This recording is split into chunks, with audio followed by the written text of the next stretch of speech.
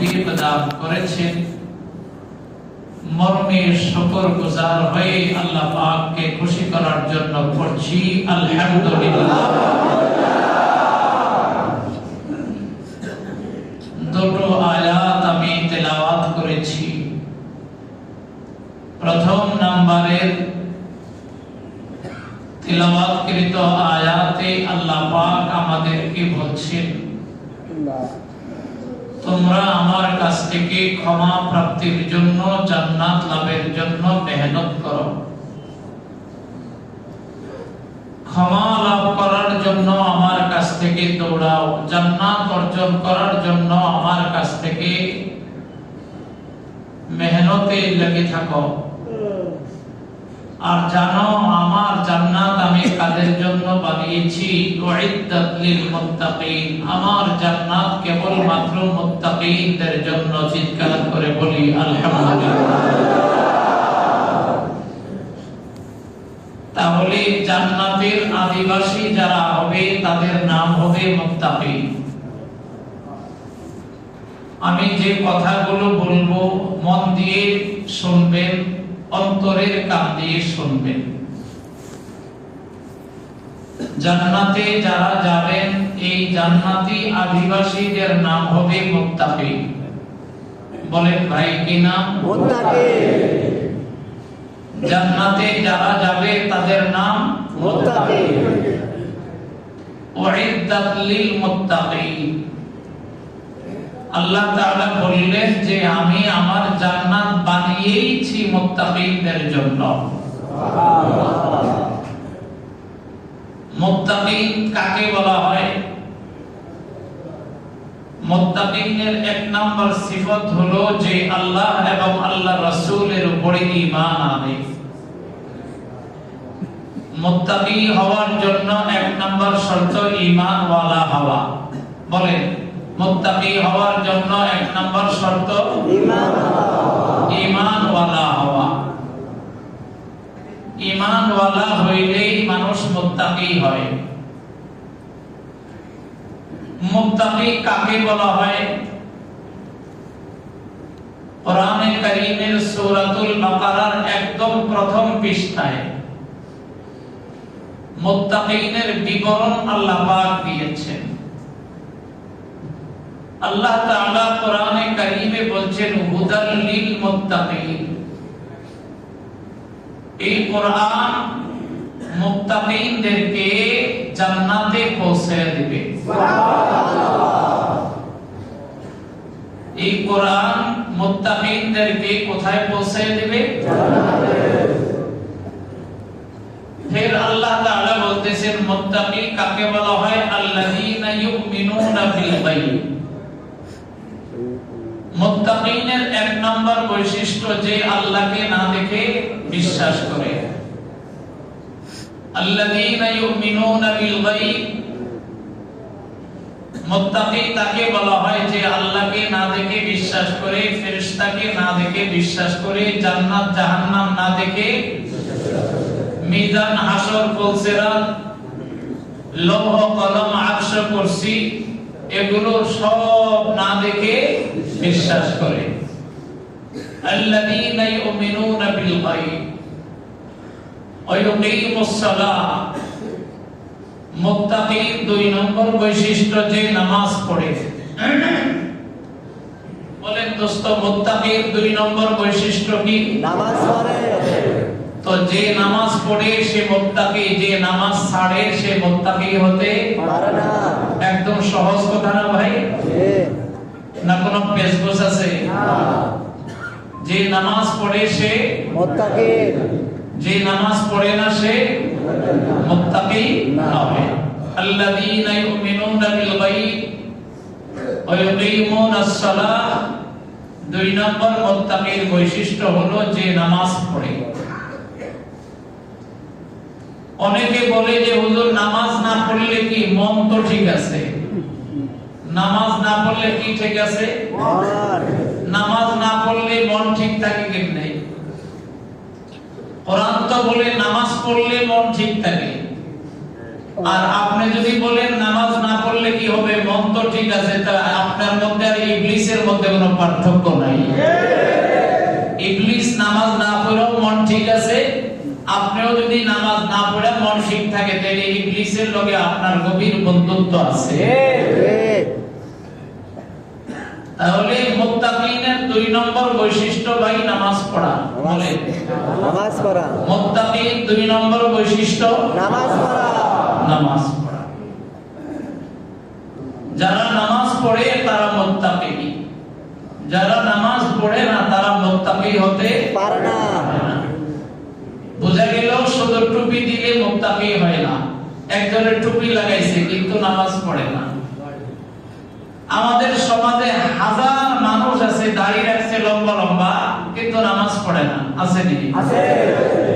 নামাজ পড়ে না কিন্তু দাড়ি আছে, নামাজ পড়ে না কিন্তু পাঞ্জাবি গায়ে দেয়, নামাজ পড়ে না কিন্তু টুপি মাথায় দেয়।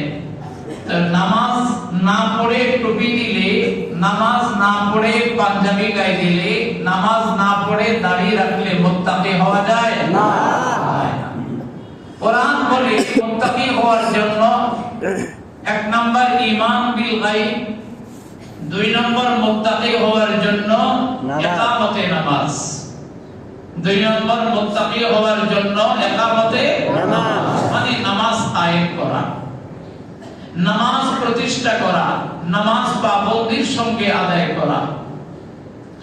দোস্ত, আমাদের মধ্যে অনেক ভাই এমন আছেন, কথা যদি আমি অনেক লম্বা করতে থাকি কথাটার সার সংক্ষেপ আপনারা বুঝবেন না। আমাদের অনেক ভাই এমন আছে যে সব ঠিক আছে কিন্তু নামাজের ভিতরে তার গড়বা, দাড়ি আছে, টুপি আছে, পাঞ্জাবি আছে, পিশাবের মুরিদও আছে, সব ঠিক আছে কিন্তু নামাজ পড়ে না। কিন্তু কি পড়ে না ভাই? নামাজ পড়েন নাই মানে আপনি মুত্তাকি হতে পারেন নাই। মুত্তাকি হতে পারেন নাই মানে জান্নাতে যাওয়ার পারমিশন আপনার নাই। এটা কি আমার কথা না কোরআনের কথা? কোরআন বলছে উইদ্দাত লিল মুত্তাকিন, আমার জান্নাত আমি একমাত্র কেবলমাত্র শুধুমাত্র বানিয়েছি মুত্তাকিদের জন্য। সুবহানাল্লাহ। আমার জান্নাতে যাবে কারা? যারা মুত্তাকি। আমার জান্নাতে যাবে তারা মুত্তাকি যারা। বলেন ভাই, আমার জান্নাতে যাবে তারা মুত্তাকি যারা। মুত্তাকি ছাড়া আমার জান্নাতে কেউ যেতে পারবে না। তো ফের মুত্তাকি কাকে বলা হয়? মুত্তাকি কোনো নামের দ্বারা হয় না, মুত্তাকি হয় কামের দ্বারা। ভাই, মুত্তাকি নামের দ্বারা হয় না। একজন হুজুর হওয়ার পরেও সে মুত্তাকি না হতে পারে, একজন ইমাম হওয়ার পরেও, একজন হাজী হওয়ার পরেও, একজন টুপিওয়ালা হওয়ার পরেও, একজন দিনদারওয়ালা হওয়ার পরেও সে মুত্তাকি নাও হতে পারে।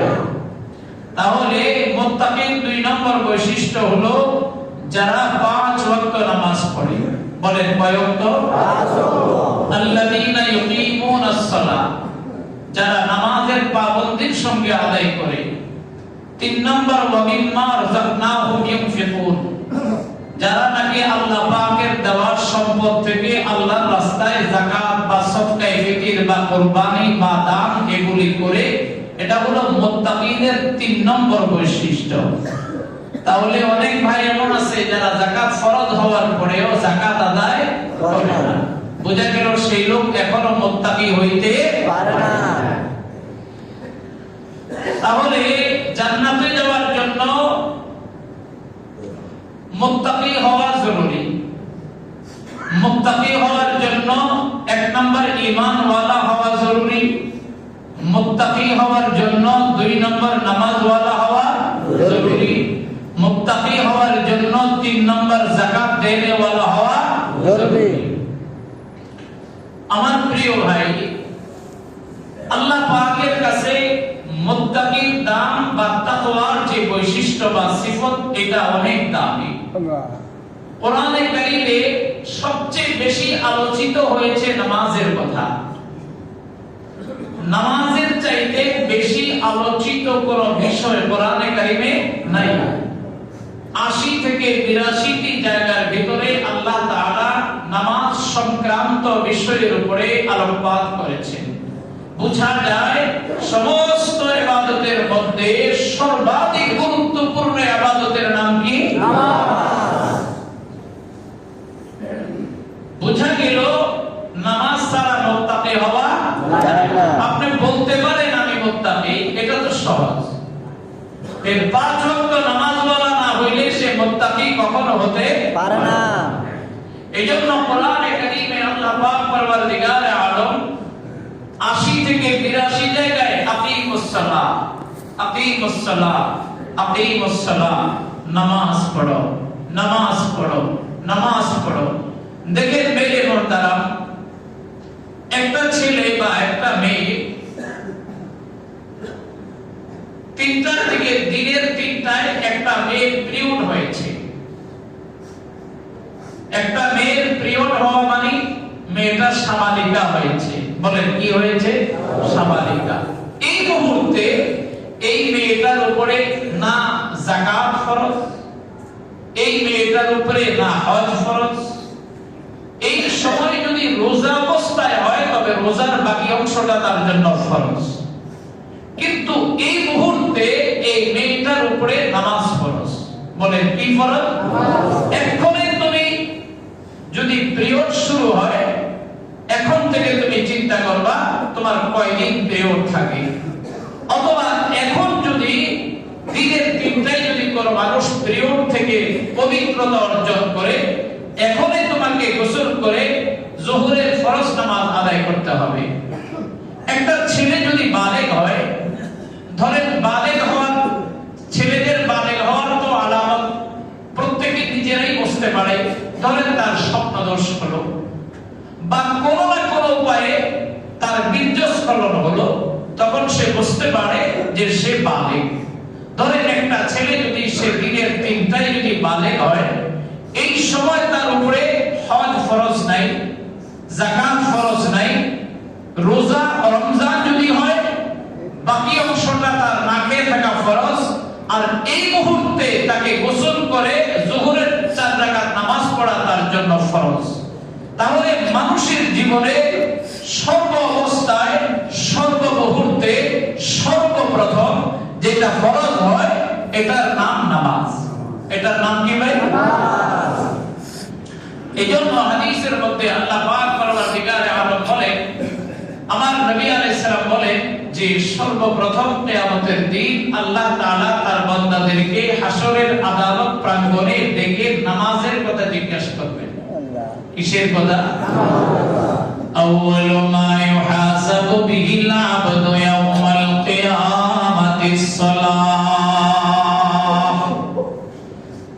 আল্লাহ পাকের পয়গম্বর, আমার আপনার পয়গম্বর মুহাম্মদ আরবি বলেন, আউয়ালু মা ইউহাসাবু বিহিল আবদু ইয়াওমাল কিয়ামাতিস সালাহ।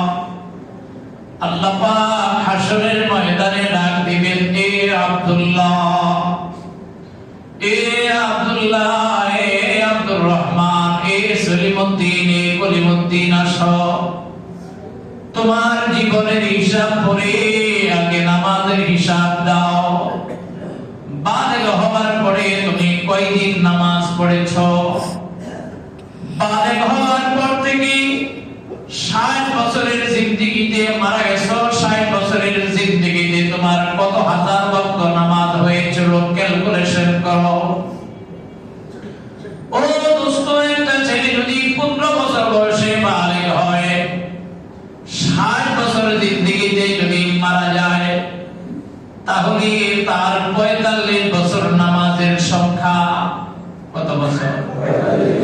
আল্লাহ পাক বলবেন, এ আমার বান্দা, 15 বছর বয়সে যদি তুমি বালেগ হও, 60 বছর বয়সে যদি তুমি মারা যাও, এই 45 বছর এক এক দিন, এক একটা বছর 360 থেকে 65 দিনে একটা বছর, একটা বছর হয় 360 দিন অথবা 65 দিনে।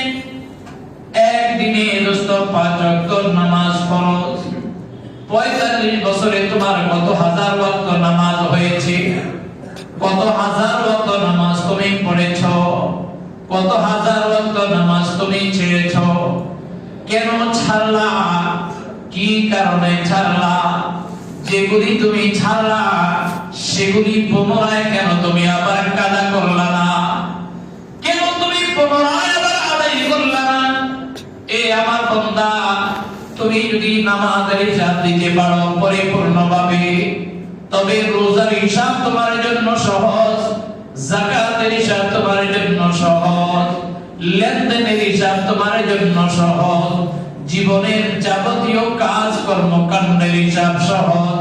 এরে বান্দা, আর নামাজের হিসাবে যদি তুমি আটকায়া যাও, বাকি সব হিসাবের মধ্যে তোমার গড়বড় আরম্ভ হয়ে যাবে। আমার বান্দার হিসাব যদি নামাজের মধ্যে পায়া যায়, কেন আমি না বলে দিছি as-salatu imaduddin, নামাজ হলো দ্বীনের সবচেয়ে বড় খুঁটি।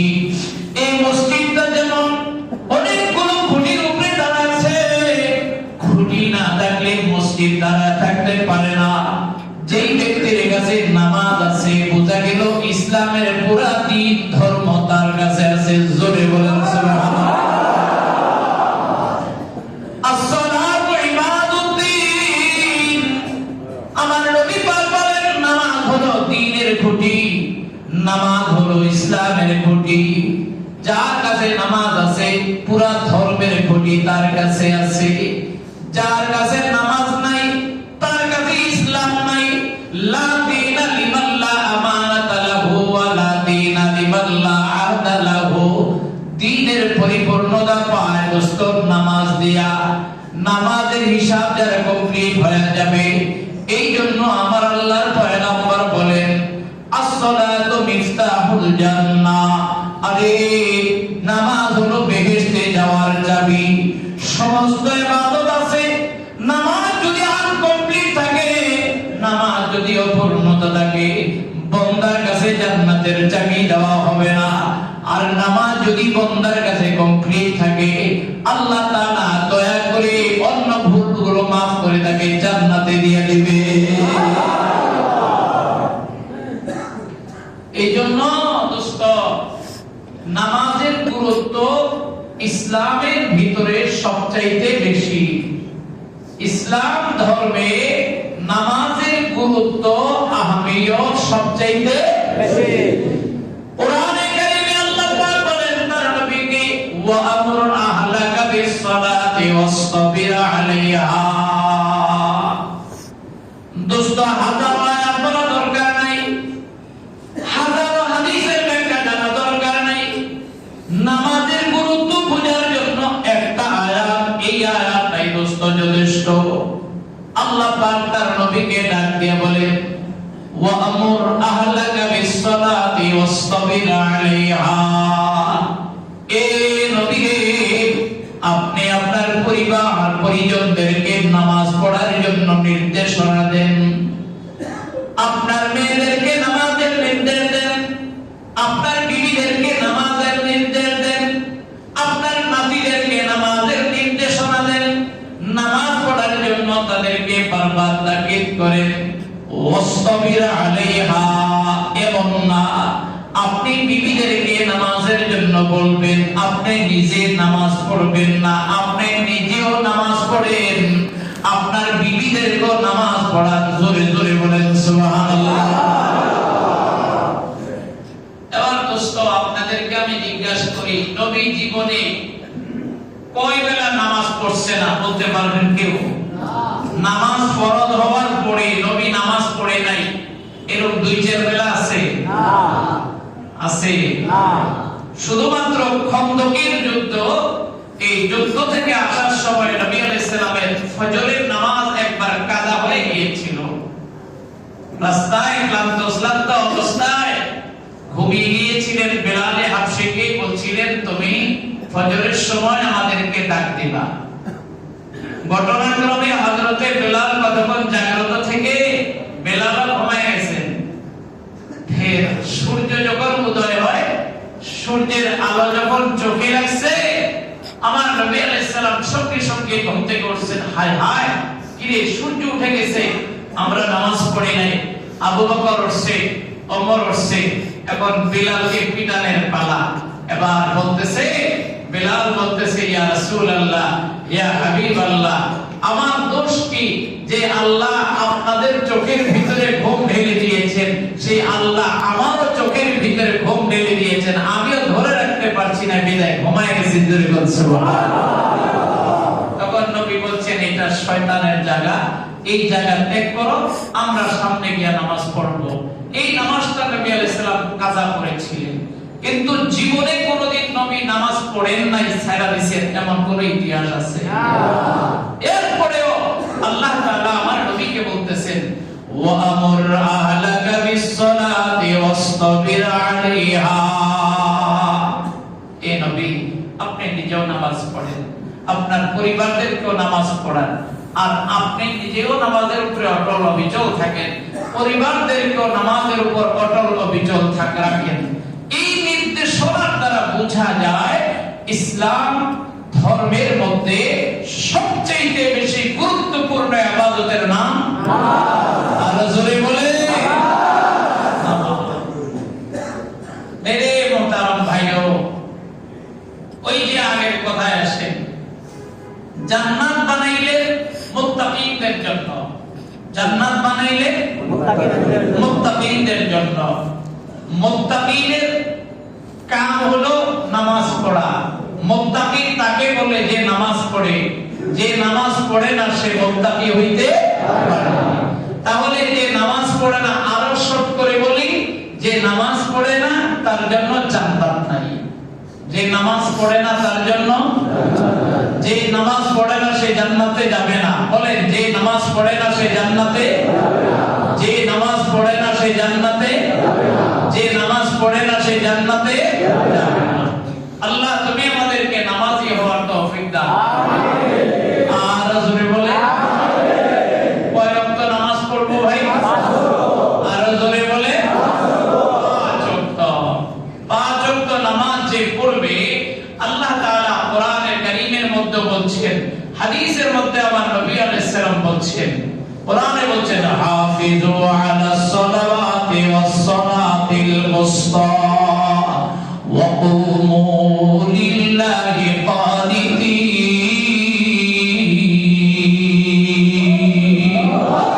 আল্লাহ তাআলা দিয়ে বলেন, বান্দা নামাজের পাবন্দি করো, নামাজের পাবন্দি করবা, নামাজের পাবন্দি করবা। ও দোস্তরে, বুখারী শরীফের বর্ণনা, আমার পয়গম্বর যেদিন ইন্তেকাল করলেন, আমার পয়গম্বরের ইন্তেকাল 12 রবিউল আউয়াল সোমবার, 12 রবিউল আউয়াল সোমবার দিন সূর্য ঢোলার আগে চাষের নামাজের পরে আমার নবীর ইন্তেকাল হয়। আম্মা জানের কোলের মধ্যে আমার পয়গম্বর, আমার হুজুরে পাকের মাথা রাখা আছে। এই সময় আমার পয়গম্বর আম্মা জান আয়েশাকে ডাক দিয়ে কয়, আয়েশা, আয়েশা রে, আমি দুনিয়া থেকে বিদায় হতে চলছি, আমি দুনিয়া থেকে বিদায় হতে চলছি। আমি সর্বশেষ দুইটা ওয়াজ আমার উম্মতকে করে গেলাম। আয়েশা, আমার দুইটা ওয়াজ তুমি আমার উম্মতের কাছে পৌঁছায় দিও। জোরে বলেন সুবহানাল্লাহ। নবীর এই ওয়াজের পরে, এই নসিহতের পরে, এই কথার পরে উম্মতের জন্য আর কোনো কথা বলেন নাই। এই দুইটা কথাই নবী আলাইহিস সালাম বলছেন, ইয়াকুম ওয়াস-সালাহ, ইয়াকুম ওয়াস-সালাহ। এ উম্মত, নামাজ পড়বা, নামাজ পড়বা, নামাজ পড়বা, নামাজ পড়বা। ইয়াকুম ওয়াস-সালাহ, নামাজ পড়বা। ওয়া মা মালাকাত আইমানুকুম, তোমাদের দাস-দাসী, তোমাদের তত্ত্বাবধানে যত কর্মচারী আছে, তোমাদের নিগরানিতে যত কর্মচারী আছে, তোমাদের দোকানে, তোমাদের কারখানায় যত শ্রমিক আছে, তাদের হক তোমরা পাই আদায় করবা। ইয়াকা ওয়াস-সালাহ ওয়া মা মালাকাত আইমানুকুম, নামাজ ছাড়বা না, আর দাসী কর্মচারীদের হক নষ্ট করবা না, তবেই তোমরা আল্লাহ পাকের জান্নাতে চলে যাইবা। নবীর এটা উম্মতের জন্য সর্বশেষ নসিহত। এই নসিহতের পরে আল্লাহর নবী আর কোনো নসিহত করেন নাই। এরপরে শুধু তিনি বলছেন লা ইলাহা ইল্লাল্লাহ ইন্না লিল মাউতি সাকারাত।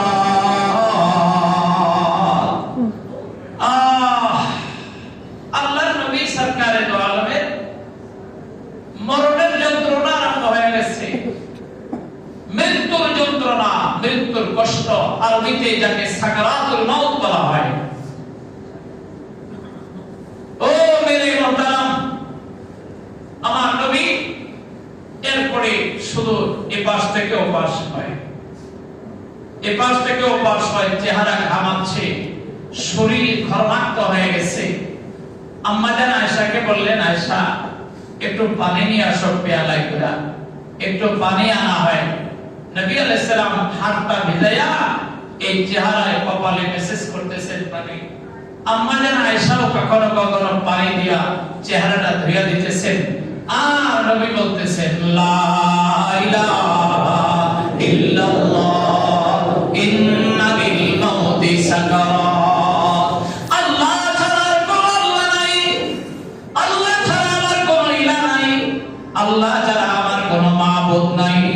ইন্না লিল মাউতি সাকারাত।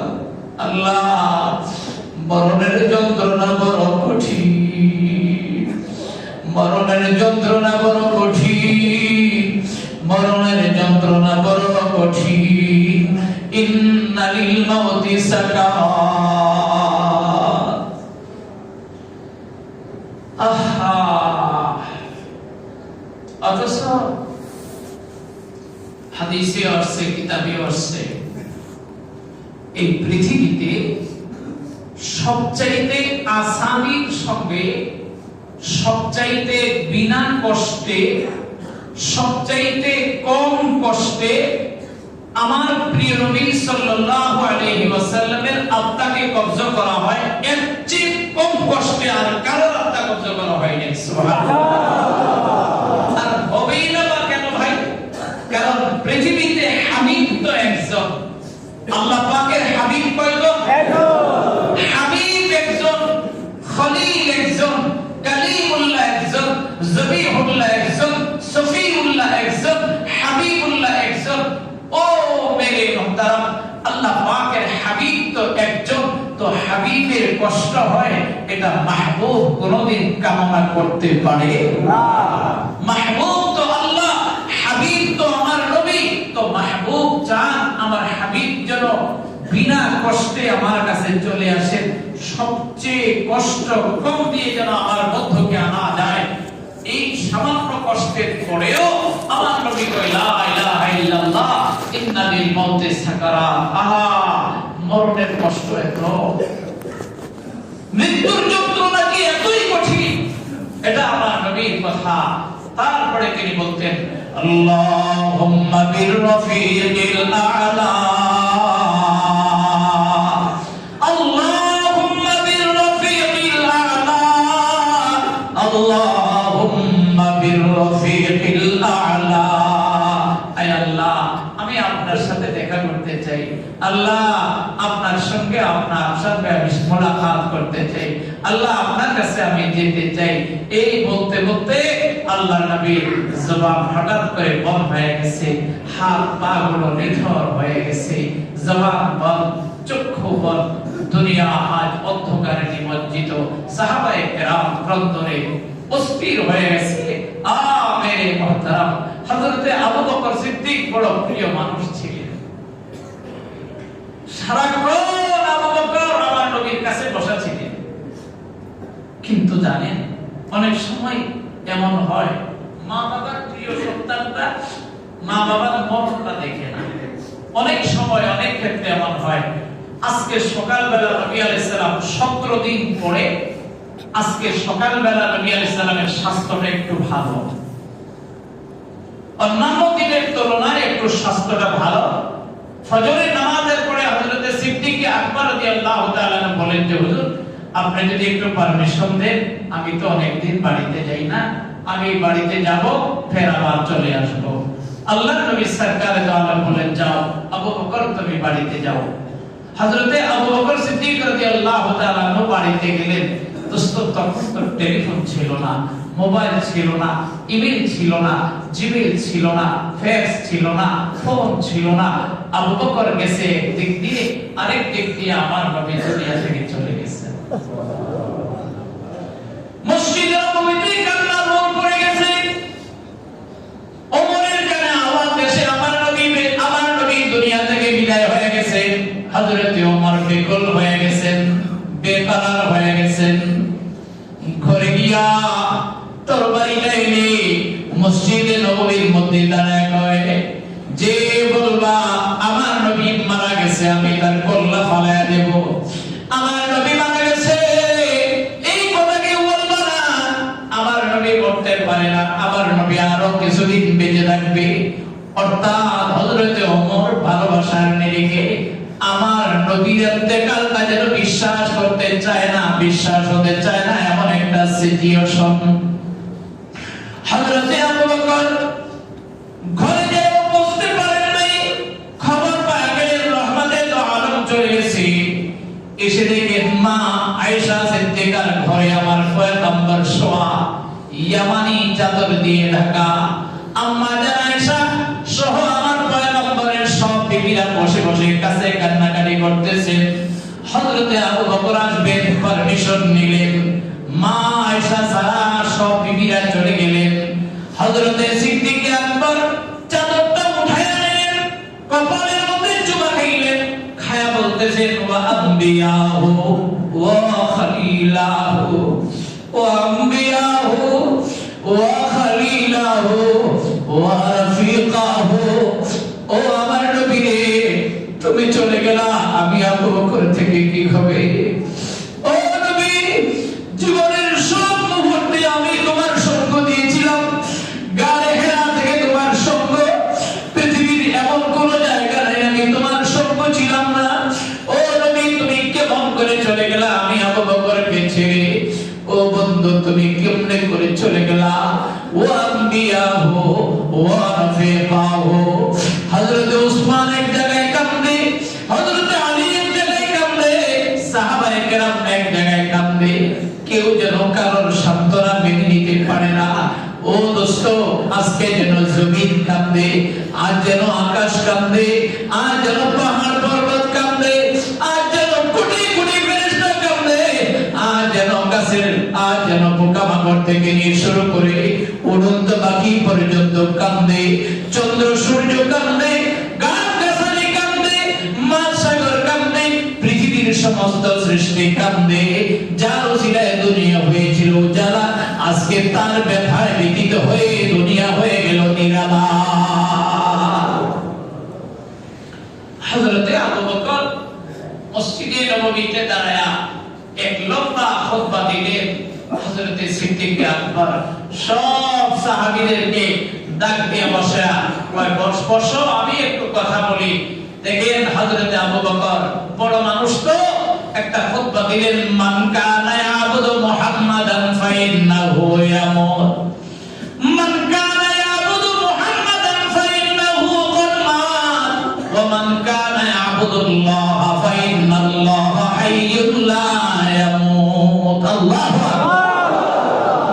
হযরতে আবু বকর কয়, শোনো, তোমরা যারা আল্লাহ তাআলার গোলামি করতা, আল্লাহ তাআলা জীবিত আছেন, আল্লাহ তাআলা মরেন নাই। সুবহানাল্লাহ। ওয়া মান কানা ইয়াবুদু মুহাম্মাদান ফাকাদ মাত। আর যারা মুহাম্মদ রাসূলুল্লাহর গোলামি করতা, মনে রেখো মুহাম্মদ রাসূলুল্লাহ সাল্লাল্লাহু আলাইহি ওয়াসাল্লাম উনি দুনিয়া থেকে দুনিয়া ত্যাগ করে চলে গেছেন, আর যাবেন নাই বা কেন? ওয়া মা মুহাম্মাদুন ইল্লা রাসূল ক্বাদ খালাত মিন ক্বাবলিহির রাসূল। কেন যাবেন না মুহাম্মদ? মুহাম্মদ কিন্তু কোন ফেরেশতা নয়, মুহাম্মদ তো তিনি খোদা নয় যে তিনি মরবেন না। ওয়া মা মুহাম্মাদুন ইল্লা রাসূল, মুহাম্মদ একজন পয়গম্বর, খালাত মিন ক্বাবলিহির রাসূল, অতীতের যত পয়গম্বর দুনিয়াতে এসেছিলেন তারা যেমন জীবিত নাই, আমার নবী মুহাম্মদ আজকে দুনিয়াতে নাই, আমার নবী মুহাম্মদ দুনিয়া থেকে বিদায় হয়ে গেছে। ইন্না লিল্লাহি ওয়া ইন্না ইলাইহি রাজিউন। আমার নবী সব শেষ কথা। আমি হাদিসটা জানলাম যে জন্য আমার নবীর ইন্তেকালের পূর্ব মুহূর্তে উম্মতকে নসিহত করেছেন, ইয়াকুম ওয়াস-সালাত, এ উম্মত নামাজ ছাড়বি না, নামাজ ছাড়বি না, নামাজ ছাড়লে মুত্তাকি হবি না, মুত্তাকি না হলে জান্নাত পাবি না। এই জন্য দোস্ত আল্লাহর নবীর আখেরি ওয়াজ হলো নামাজ পড়া, নাকি নামাজ ছাড়া? নামাজ পড়া। জোরে বলে নামাজ পড়া। তাহলে এই মাহে রমজানে আমরা অনেক মানুষ নামাজ পড়ি, মাশাআল্লাহ, এটা অনেক বড় সৌভাগ্যের কথা। কিন্তু ভেজাইল্লা কথা কোনটা জানেন? ভেজাইল্লা কথা হলো রমজান গেলে পরে আর এই নামাজীদেরকে খুঁজে পাওয়া যায় না। আচ্ছা, আপনাদেরকে আমি জিজ্ঞাসা করি, আল্লাহ তো শুধু রমজান শরীফেই নামাজ ফরজ করছে, রমজানের পরে বাকি 11 মাস তো আর নামাজ ফরজ থাকে না, থাকে। যদি বলে থাকে। বাকি 11 মাসও কি নামাজ ফরজ থাকে? থাকে। এই রমজান আসলে নামাজ পড়েন, বাকি 11 মাস কি ভূতে ধরে? রমজান আসলে নামাজ পড়েন, রমজানের বাহিরে গেলে আর নামাজ পড়েন না। এই মন মেজাজ যাদের থাকে এটাকে আজকে পরিবর্তন করে এখনকার আমরা সবাই তওবা করব, প্রতিজ্ঞা করব আর কোনোদিন নামাজ ছাড়বো না। জোরে আওয়াজ দিয়ে বলেন ইনশাআল্লাহ। বলেন আমরা হুজুর আর কোনোদিন নামাজ ছাড়বো না, আর কোনোদিন নামাজ পড়ব না। আমরা আর কোনোদিন নামাজ পড়ব না। জোরে সবাই বলেন আমরা কোনোদিন নামাজ ছাড়বো না। আর কোনোদিন নামাজ পড়ব না। যদি কোনো কারণে কোনো ওয়াক্তের নামাজ ছুটে যায়, পরক্ষণে এই নামাজটা আমরা কাজা করব ইনশাআল্লাহ। ইনশাআল্লাহ। পড়ব তো ইনশাআল্লাহ। ইনশাআল্লাহ। তাহলে দোস্ত নামাজ পড়লে মুত্তাকি হওয়া যাবে, মুত্তাকি হইলে জান্নাত পাওয়া যাবে। আবার পেছন থেকে আসেন, জান্নাত মুত্তাকিদের জন্য, মুত্তাকি না হইলে জান্নাতও মিলবে না। মুত্তাকি হওয়ার জন্য নামাজ লাগবে, নামাজ না হলে মুত্তাকির পদ পাওয়া যাবে না। আল্লাহ তাআলা আমাদেরকে মুত্তাকি হওয়ার তৌফিক দান করুন। এই মুত্তাকি হওয়ার সবচেয়ে সুবর্ণ সময় হলো রমজান। সুবহানাল্লাহ। এই আয়াতও আমি তিলাওয়াত করেছিলাম, আজকে আর সেই আয়াতের বিশ্লেষণ হলো না।